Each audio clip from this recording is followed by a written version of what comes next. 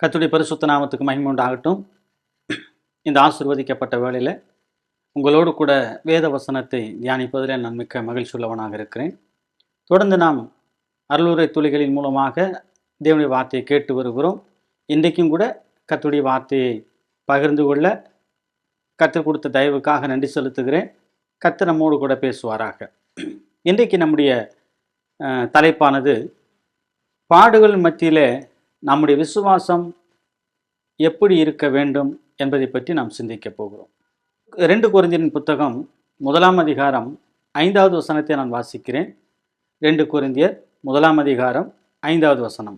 எப்படியெனில் கிறிஸ்துவுடைய பாடுகள் எங்களிடத்தில் பெருகுகிறது போல கிறிஸ்துவினாலே எங்களுக்கு ஆறுதலும் பெருகுகிறது. அப்போஸ்தலனாகிய பவுல் கொரிந்து சபைக்கு எழுதும் பொழுது எவ்வளவு நேர்த்தியாக எழுதுகிறார் என்பதை நாம் பார்க்கிறோம்.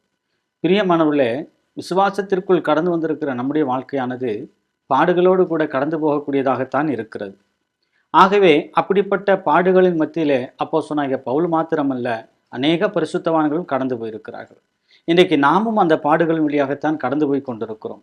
ஆனால் பாடுகள் இல்லாத ஒரு கிறிஸ்தவத்தை இந்த உலகத்திலே பார்க்கவே முடியாது. அநேகர் சொல்லுவார்கள், நான் இயேசு கிறிஸ்துவை ஏற்றுக்கொள்கிறேன், ஆனால் பாடுகளோ கஷ்டங்களோ எங்களுக்கு வரவே கூடாது, அப்படி இருந்தால் கிறிஸ்துவுக்குள் வருவதற்கு எங்களுக்கு விருப்பமில்லை என்று சொல்லக்கூடிய நபர்களை அநேகரை நான் பார்க்க முடிகிறது. அப்படிப்பட்ட இந்த உலகத்திலே தேவனோ நம்மை பாடுகளுக்கு மத்தியிலே தான் கொண்டு போவேன் என்று சொல்லி என்ன செய்கிறார்? ஒரு சித்தத்தை வைத்திருக்கிறார், ஒரு திட்டத்தை வைத்திருக்கிறார். அந்த திட்டப்படிதான் அப்போஸ்தலனாகிய பவுலும் கூட இந்த வார்த்தைகளை சொல்லுகிறார். பிரியமானவர்களே, நம்முடைய விசுவாச வாழ்க்கையில நமக்கு பாடுகள் வராமல் இருக்கவே இருக்காது. வேதம் அழகாய் சொல்லுகிறது. எப்படி எனில் கிறிஸ்துனுடைய பாடுகள் என்று சொல்லப்படுகிறது. வேதத்தில் இன்னொரு இடத்துல சொல்லப்பட்டிருக்கிறது, என் நிமித்தமாக நீங்கள் துன்பப்படுவீர்கள் என்று சொல்லி. அப்படியானால் கிறிஸ்துவுக்காக பாடுகளை சகிப்பதற்கு நாம் ஆயத்தமாக இருக்க வேண்டும். கிறிஸ்துவுக்காக பாடுகளை நாம் ஏற்றுக்கொள்வதற்கு தயாராக இருக்க வேண்டும். அதுதான் ஒரு நல்ல கிறிஸ்தவனுடைய வாழ்க்கையாக இருக்கிறது.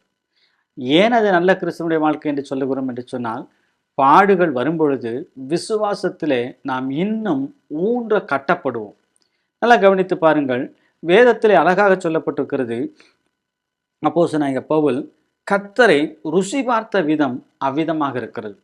ஏனென்று சொன்னால், பாடுகள் வரும்பொழுது தேவனை மகிமைப்படுத்த முடியும், தேவனை துதிக்க முடியும், தேவனுக்கு உண்மையாக இருக்க முடியும், தேவனை சார்ந்து கொள்ள முடியும். ஏனென்றால் நமக்கு வரக்கூடிய பாடுகளை தேவன் நம்மை விட்டு விலக்கக்கூடியவராக இருக்கிறார். நாம் வாசிப்போம் ஒரு சங்கீதத்தில் 34ஆம் சங்கீதத்தை நாம் திருப்பிக் கொள்ளலாம். சங்கீதம் 34ஆம் சங்கீதம் அதனுடைய 8ஆம் வசனத்தை நான் வாசிக்கிறேன். கர்த்தர் நல்லவர் என்பதை ருசித்து பாருங்கள், அவர் மேல் நம்பிக்கையா இருக்கிற மனுஷன் பாக்கியவான். நம்ம எல்லாருக்கும் தெரிந்த ஒரு வசனம்தான். கர்த்தர் நல்லவர் என்பதை ருசித்து பாருங்கள், அவர் மேல் நம்பிக்கையா இருக்கிற மனுஷன் பாக்கியவான். கர்த்தர் நல்லவராக இருக்கிறபடினாலே நம்மை நேர்த்தியான பாதைகளில் நடத்தக்கூடியவராக இருக்கிறார். இந்த உலகத்தில் எப்பேற்பட்ட நெருக்கமோ பாடோ வரட்டும், ஆனாலும் கூட கர்த்தர் நம்மை தெரிந்தெடுத்திருக்கிறார், நம்மை முன்குறித்திருக்கிறார். ஆகவே அவரை ருசி பார்த்த ஒவ்வொருடைய விசுவாச பிள்ளையுடைய வாழ்க்கையிலே பாடுகளை பெரிதாக பார்க்க மாட்டார்கள். பாடுகளுக்கு மத்தியிலே நம்மை பலப்படுத்துகிற தேவனாய் இருக்கிற இயேசு கிறிஸ்துவை பெரிதாக பார்ப்பார்கள். அப்படிப்பட்ட விசுவாசத்தை உடையவராக அநேக பரிசுத்தவான்கள் வாழ்ந்தார்கள். இங்கேயும் அதுதான் சொல்லப்பட்டிருக்கிறது. பிரியமானவர்களே, தேவனை ருசி பார்த்தவர்களுக்கு பாடுகள் சாதாரணமான ஒரு காரியமாக காணப்படும். அது மாத்திரமல்ல, யோபின் புத்தகத்திலே நாம் வாசிக்கிறோம், 13ஆம் அதிகாரம் 15வது வசனம் சொல்லுகிறது, அவர் என்னை கொன்று போட்டாலும் அவர் மேல் நம்பிக்கையாயிருப்பேன்.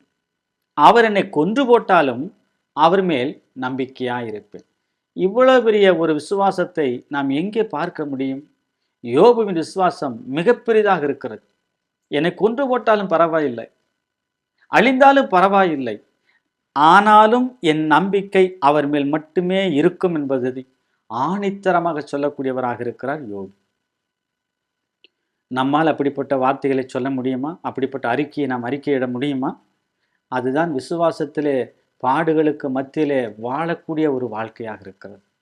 எத்தனை அருமையான ஒரு விசுவாசம் பாருங்கள், எத்தனை அருமையான ஒரு பாடுகளுக்கு மத்தியிலே வாழ்ந்தவருடைய விசுவாசத்தை அந்த அறிக்கையை நாம் பார்க்க முடிகிறது.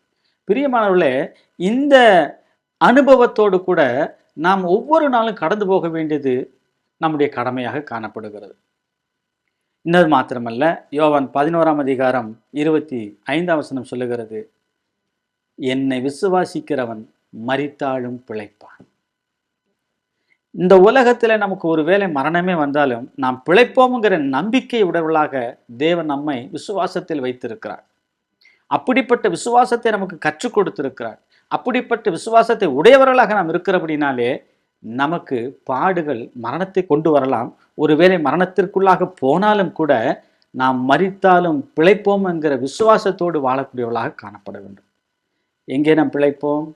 பரலோக ராஜ்யத்திலே நாம் நிச்சயமாக தேவனோடு கூட தேவனுடைய ராஜ்யத்திற்குள்ளாக நாம் வாழுவோம் என்கிற நம்பிக்கையை தேவன் நமக்கு கொடுத்திருக்கிறார்.